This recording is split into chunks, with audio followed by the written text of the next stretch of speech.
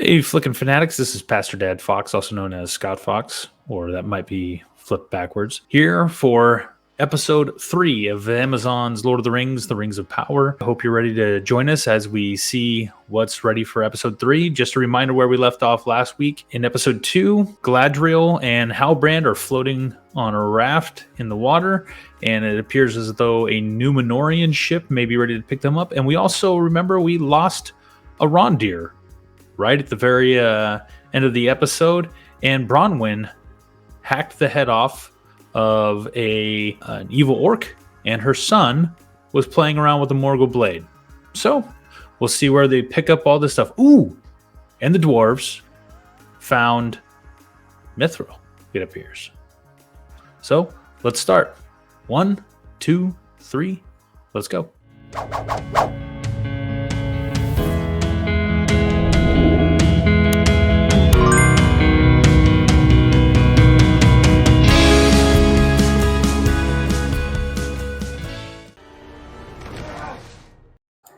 Okay, just the recap.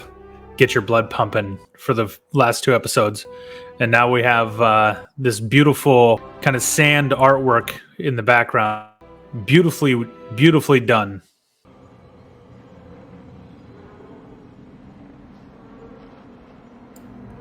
Ooh, Rondir was kidnapped by orcs.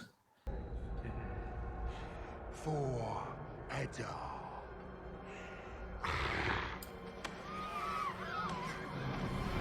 The orcs look terrifying in this show.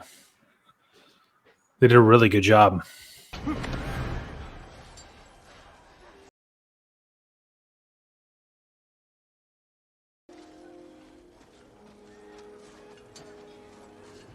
There's a bunch of elves been brought into this work camp with the men. Wow.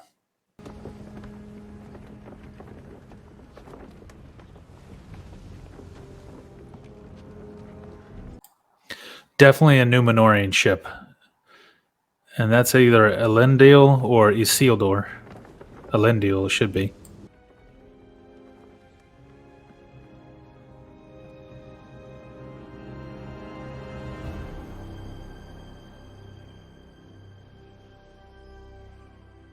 The ship has the swan sails, which is the sign of the Númenóreans, even the crown.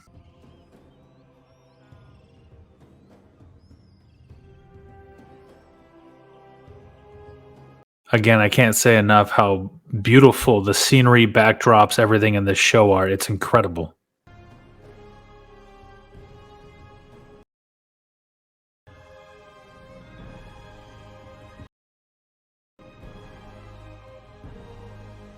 Okay, they've done serious justice to the island kingdom of Númenor. This is impressive.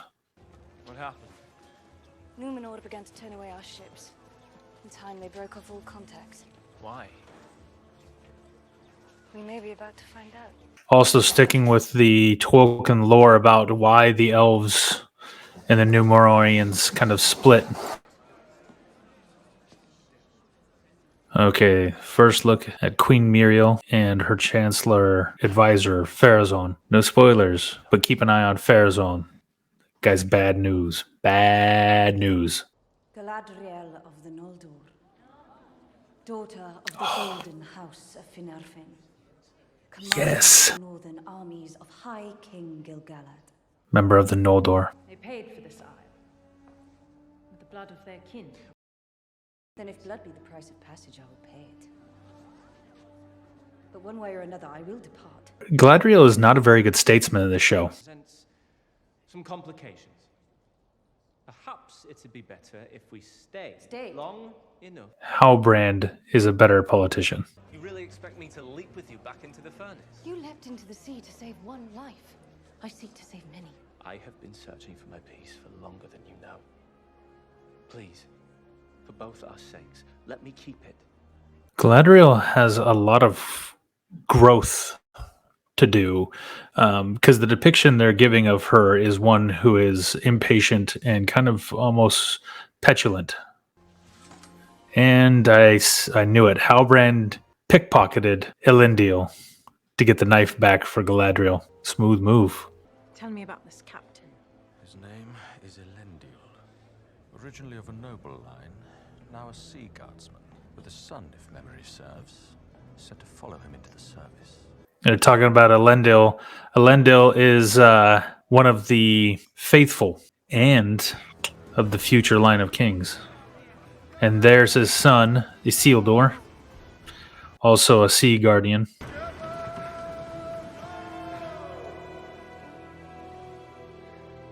There's a lot of story to go, but it's cool to think that Isildur eventually will cut the ring from the hand of Sauron.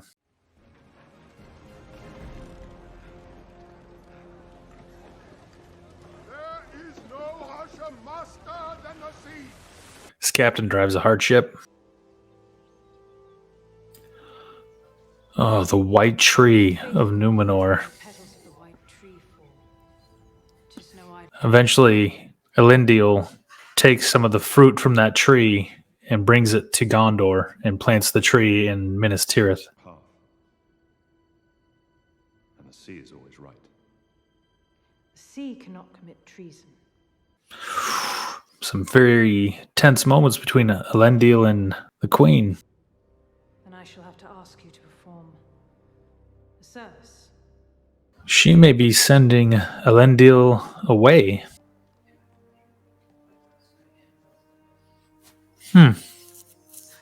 Was that Narsil she just gave him? Even reverence, if orcs were capable of such a thing. It seems Morgoth has a successor.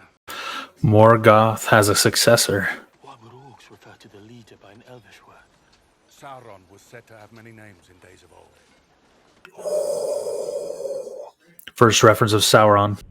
Don't be afraid. Surely you thirst.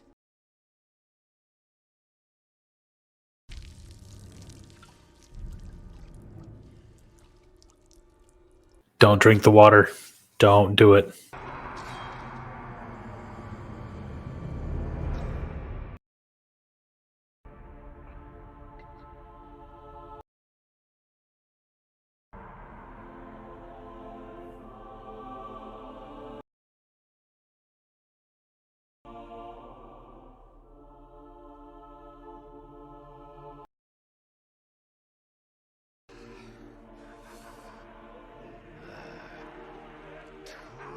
That was dirty.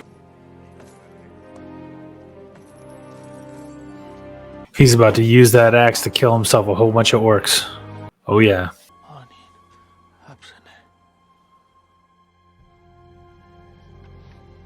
I love that they keep using the High Elven speech, the Quenya.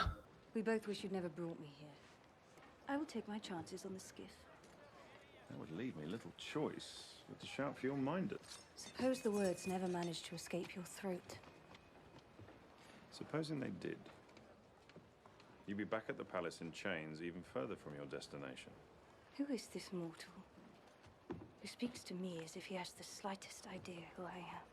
This is the first time I feel frustrated with how they're portraying Galadriel. She lacks any sense of how to work within the system, and almost a little bit of arrogance to her.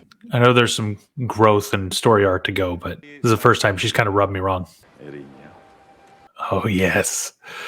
Isildur, speaking Elvish. Any speak it. It is still taught in our Hall of Law, still carved on statues throughout the city. If you look. He is a member of the faithful.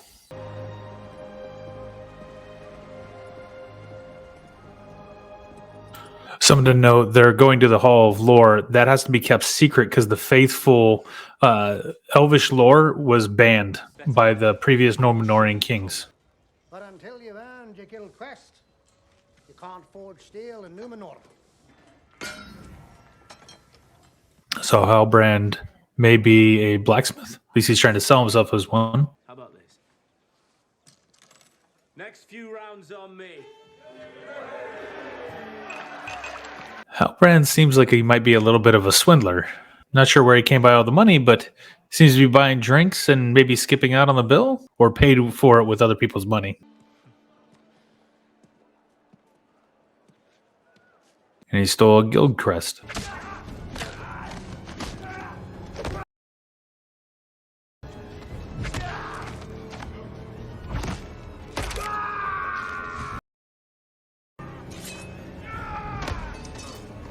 Oh, that arm break looked painful.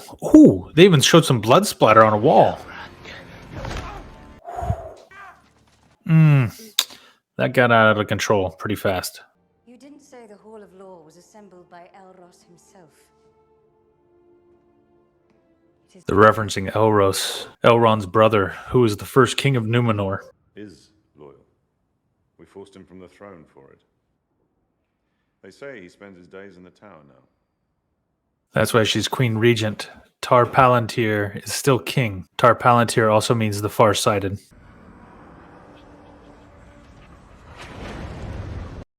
It is a map of the Southlands.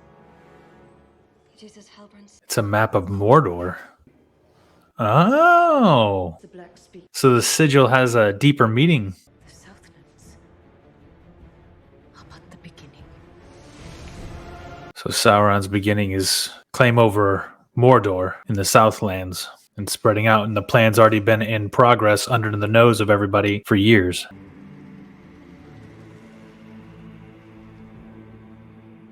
This is some weird... This has to be the... Okay, it's the Harfoots. They're just dressed up like monsters.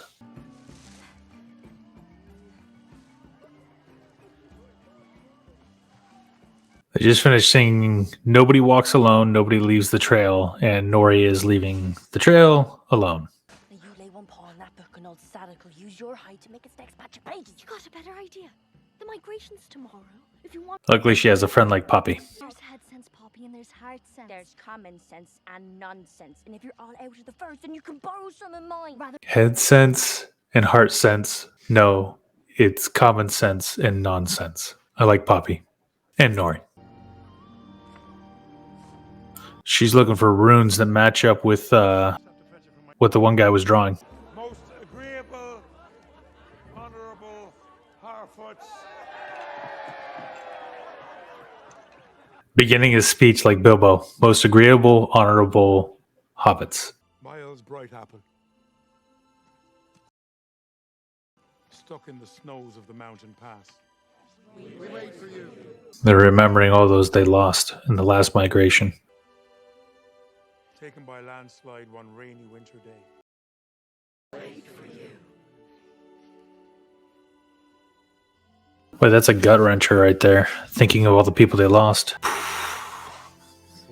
All right, Meteor Man's back. He's got the papers.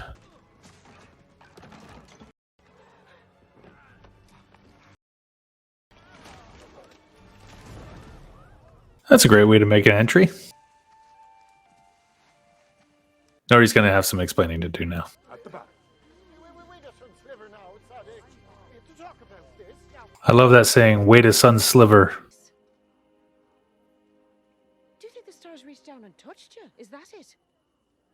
Do you think you're special? You're just a child. That's not a very great motivational speech there, Ma. Isildur convinced me to reapply.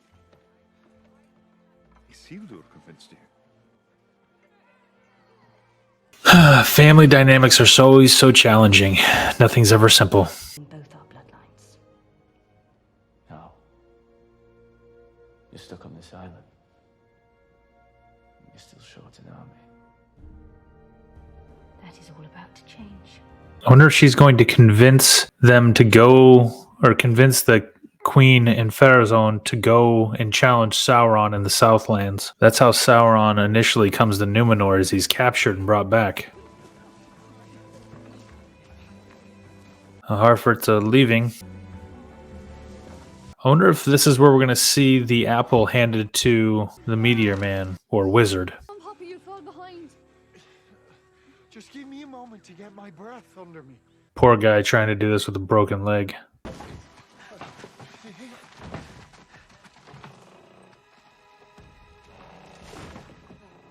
Meteor Man's going to carry the wagon. Friend. It's got to be Gandalf. First thing he says is friend. That's other than her name.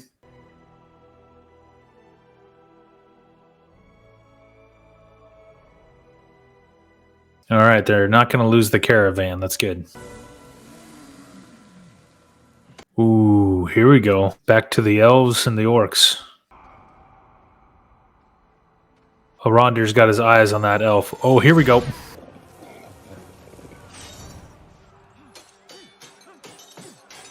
They're cutting themselves loose before they come. About to get an epic battle here. Oh, yes.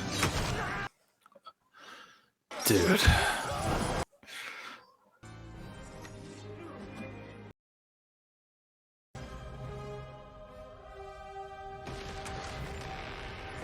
Oh, yes. Oh, yeah. Bust the sun out so they can't see anything. Burn them up. Release the war.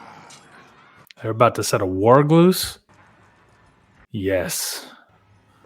All right, Arondir, take this thing down.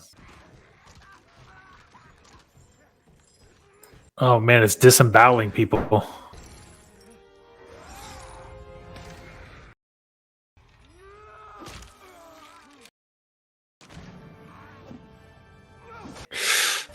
Yes. He's going to get caught by the chain. No!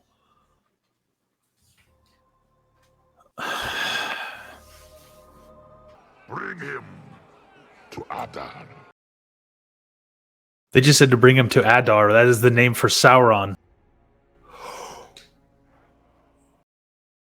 Oh, here we go. Yes, yes, yes.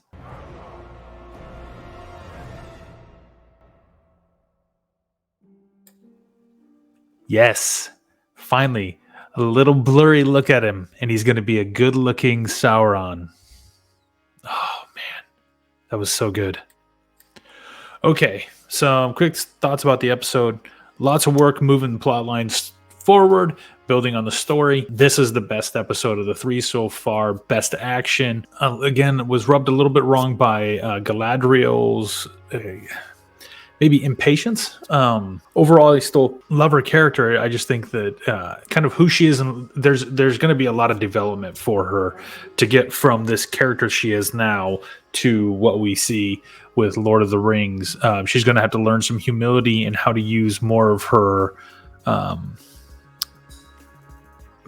intellect in some of that development. But anyways, overall, great episode. This did an excellent job moving stuff forward. We learned a lot of background information. We found out Halbrand is actually of the line of kings from the Southlands. And so this is all kind of starting to unfold, and we're going to see all the storylines interweaving. And we got that teaser at the end, and the action sequences between the elves and the orcs at the end was fantastic. A lot to look forward to for next week's episode. We'll see you next time, guys. Thanks.